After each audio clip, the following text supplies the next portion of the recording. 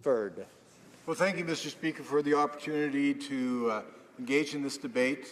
Bill C-45 is, of course, the bill that will legalize marijuana in Canada.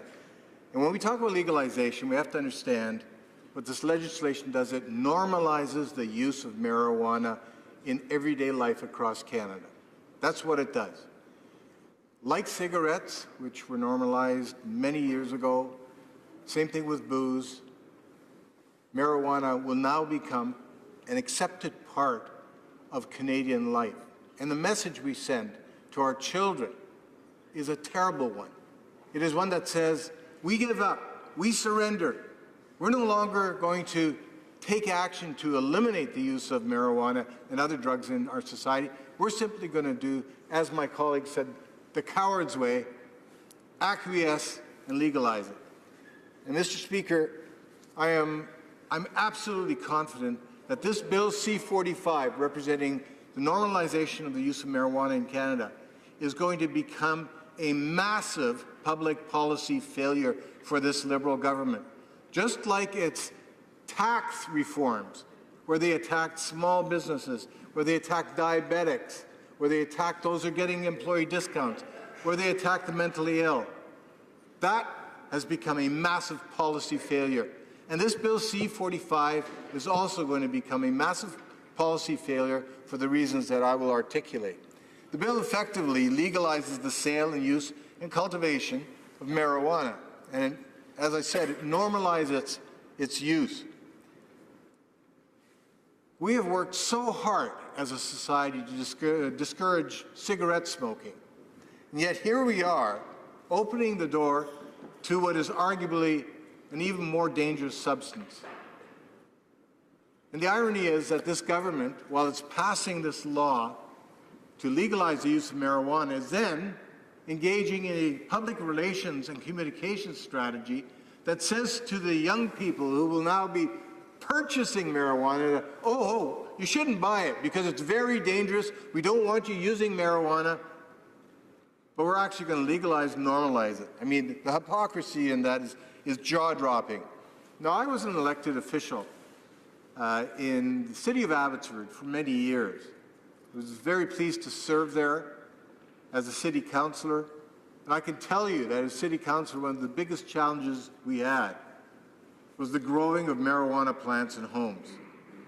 Now, many of these were illegal grow-ops, but eventually medicinal marijuana was approved for use in Canada, and homes are now growing this under the auspices of this providing them with some kind of medicinal relief.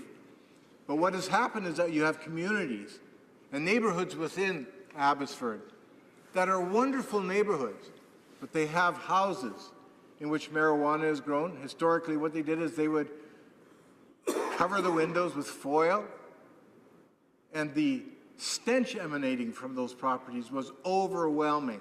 There was a constant stream of neighborhood members who would come to us as council members complain about this.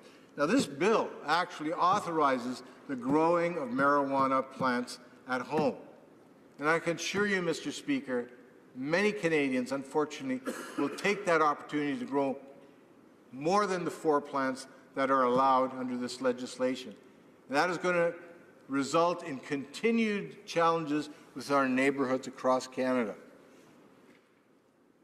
Now, there was a stated objective of this government that they wanted to protect youth, and that the regulation and the legalization of marijuana was going to achieve that end. Now, they've stated that they also want to eliminate organized crime. But we know that children under the age of 18 are not supposed to be buying marijuana. Anyone over the age of 18 under this legislation can now legally purchase and consume marijuana. But those under the age of 18 can't. Ironically, those between the age of 12 and 17, they're allowed to possess small amounts of marijuana. So where are they going to acquire that marijuana from? They can't buy it legally, so who are they going to go to? Well, organized crime is going to supply that drug. There's a bigger problem, Mr. Speaker. All the research, the medical research, the scientific research, says that marijuana use among young people has a very negative impact on the developing young brain. And I just question this Liberal government. Why would they want to legalize a drug that we know is going to be used by our youth in increasing numbers because it's going to become that much more available to them? Why would we allow this to happen when it is very clear from the medical literature that the use of marijuana amongst young people invariably leads to significant mental health issues? In fact, I'm predicting, Mr. Speaker, if this legislation passes, that in 5, 10, 15 years from now, Canada will face a mental health crisis. All of these youth who will now have greater access to marijuana will be suffering from significant challenges, mental health challenges. What a terrible legacy for us to leave behind for our children.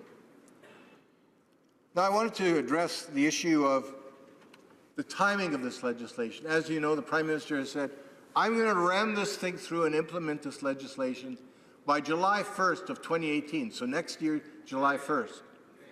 Yet we've heard from the police chiefs across Canada that it's impossible for them to get ready and implement this legislation with all the challenges this bill represents.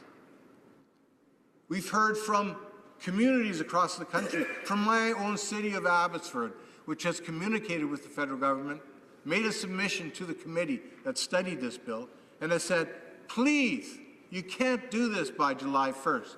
The provinces and the territories are saying, Mr. Prime Minister, July 1st is way too ambitious to implement this plan. We're not going to be ready for it, and because we won't be ready for it, our police services won't be ready for it, our educational system won't be ready for it, Canadians won't be ready for it, generally speaking, it is going to result in a fiasco. But that's what we've come to expect from this Liberal government. It doesn't matter what file they touch. It ended up being a huge mess. Whether it's an ethical failure like that of the finance minister, whether it's the Prime Minister and his fundraiser having offshore accounts. Mr. Speaker, nobody trusts this government anymore. There's been a fundamental breach of trust. When I look at some of the other challenges, I want to be very clear that we support ticketing the possession of small amounts of marijuana. So the decriminalization, when it comes to small amounts of marijuana, we're supportive of that. We don't want to leave young children with a criminal record. But this bill goes far beyond decriminalization. It is clear-cut legalization of the use of marijuana and the normalization that follows. I would also highlight we run a huge risk as we normalize the use of marijuana in Canada, where you're entitled by law to have possession of small amounts of marijuana. Many of our Canadians are going to be traveling. They will have used marijuana regularly. They will have some of it in their glove compartment. They come to the U.S. border. And suddenly the border agents, they say, hey, what do you have in your car? Do you have any guns? No, we don't. Do you have any drugs? No. So they rifle through the car and suddenly they find out there's marijuana in the glove compartment. And what happens to those people?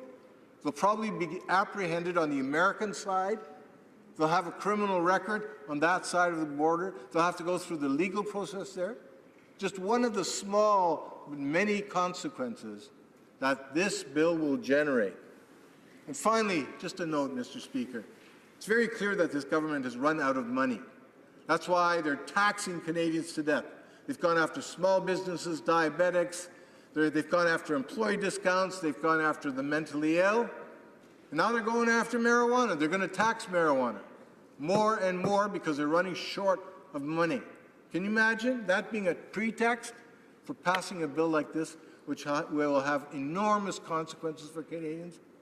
I say to my Liberal friends across the way in closing, give your heads a shake.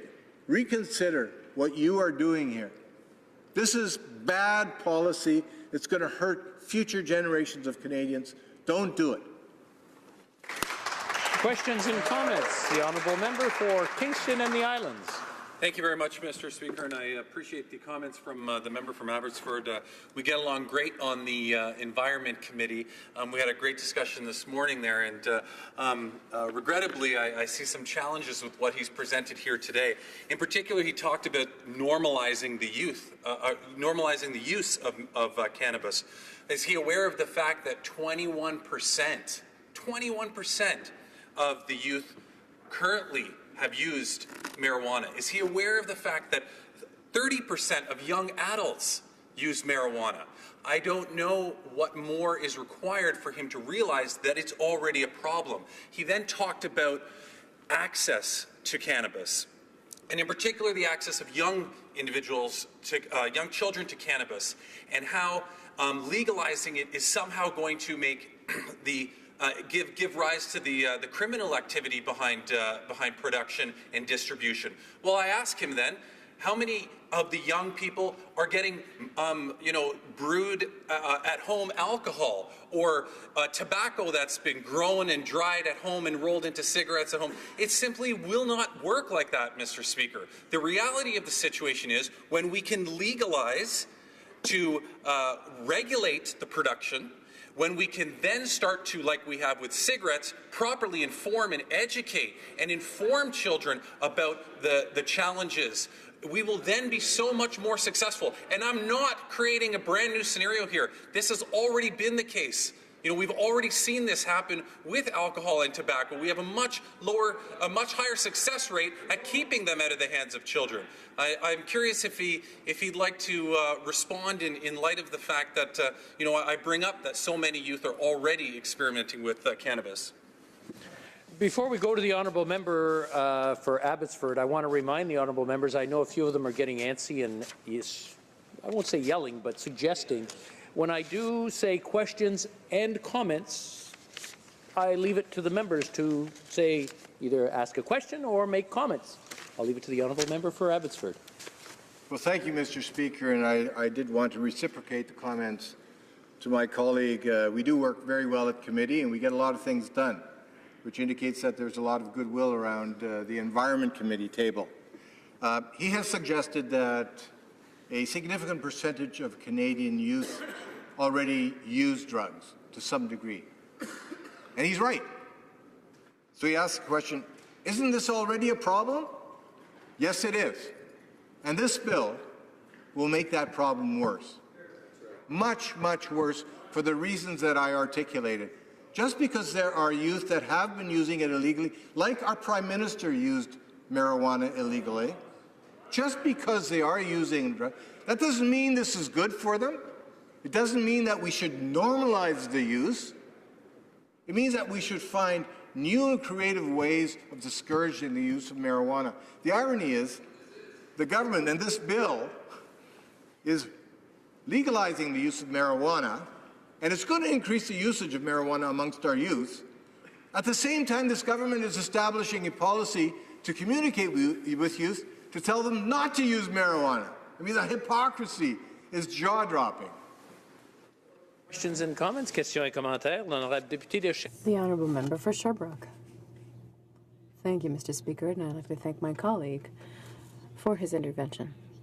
But I'm having trouble understanding the logic of the Conservatives when we're talking about trying to find solutions to problems. Their first reaction, which we often hear from the Conservative side, is the criminal code. All the answers are in the criminal code. We need to criminalize, as though to make something criminal were to solve the problem. And so I will ask my colleague, he talked about cigarettes, he drew an analogy with them, that we need to create awareness, and over time we were able to cut down smoking rates,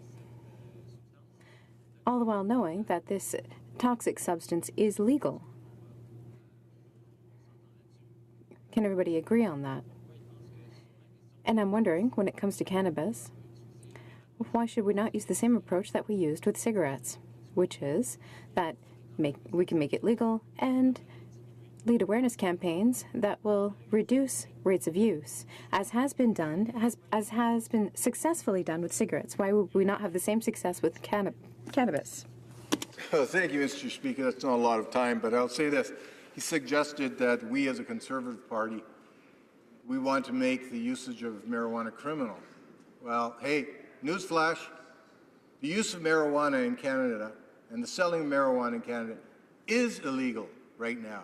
And we want to preserve the state of the law as it is. The best thing we can do, and it's something that's been resisted by the NDP and the Liberals for time immemorial, is to come up with targeted mandatory minimum prison sentences for those who produce and for those who sell marijuana, especially those who sell marijuana to our youth. Because as you know, I articulated in my speech the terrible impact that marijuana usage has on the young developing brain. So we should be going after the predators that actually produce the stuff and sell it to our kids, rather than simply say, okay, we give up, we're going to normalize it. That is a backward solution.